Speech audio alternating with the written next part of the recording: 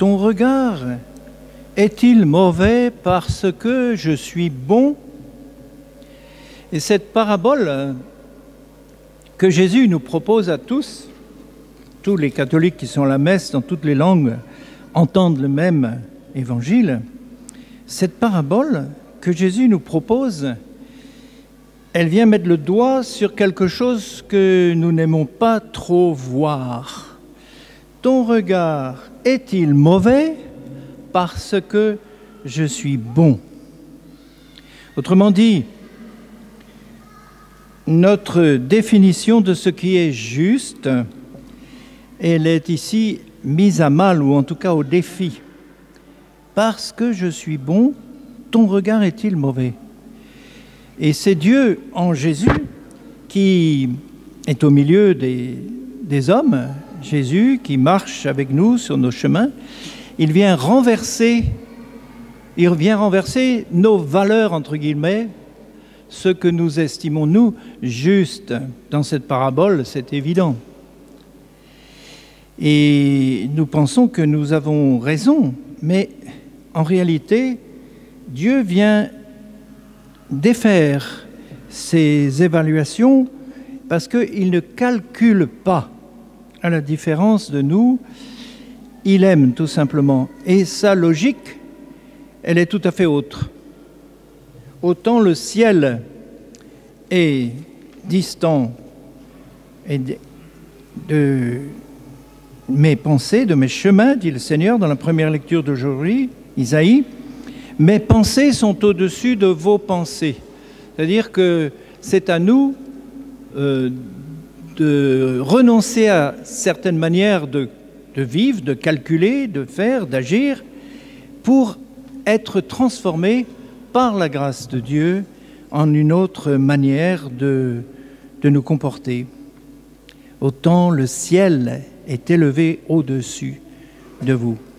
La bonté du Seigneur, elle est pour tous. On l'a chanté dans le psaume aujourd'hui. Dieu nous demande, il nous demande vraiment, de changer de vision. C'est ça qu'on appelle une conversion. Conversion, c'est faire demi-tour. Alors, chacun a le demi-tour à faire, ce demi-tour qu'il connaît. Il sait ce qu'il a à faire. Et en réalité, c'est de nous réjouir du bonheur des autres au lieu de récriminer, comme des enfants jaloux. Cet évangile me rappelle toujours une personne que nous accompagnons à Lourdes chaque année avec le quart des malades de Bergerac. Elle s'appelle Madame Arnaud, elle a quitté ce monde. Et ce qui était très beau, c'est que cette femme avait eu une vie très, très douloureuse. Je crois qu'elle s'était mariée 3 fois, 2 fois avec le chasseur français. Vous voyez, elle n'avait pas épousé le chasseur français, mais vous savez qu'il y avait des petites annonces dans le chasseur français, Manu France, du genre « Qui voudrait jolie brunette? Espérance ». Vous voyez, le genre d'annonce. La pauvre dame, elle s'était fait avoir comme ça, plumée, on peut dire. Et elle avait une vie très dure. Elle était avec son 3e mari, je crois, qui était archi-alcoolique. Et elle venait à Lourdes avec nous. Et au retour, nous l'invitions chez des cousins qui étaient à Bergerac. Et nous étions une douzaine de cousins très joyeux à l'époque.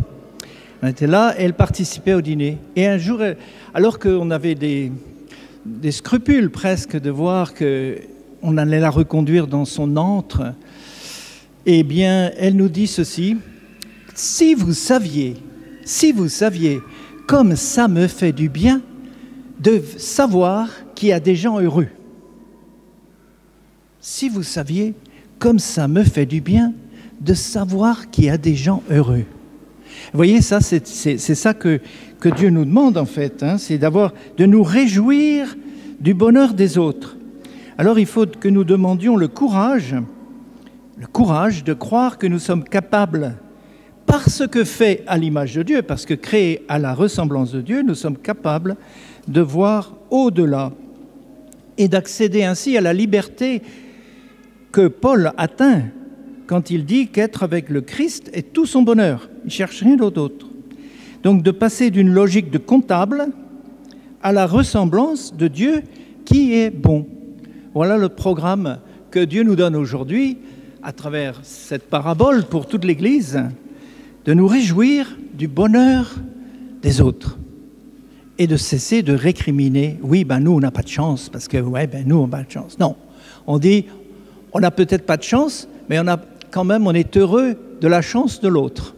C'est comme quand quelqu'un meurt, il faudrait d'abord que nous nous réjouissions du bonheur de celui qui est parti, avant de penser à nous. C'est dur, mais avec la force de Dieu, on le peut. Alors demandons-lui cette grâce aujourd'hui. Amen.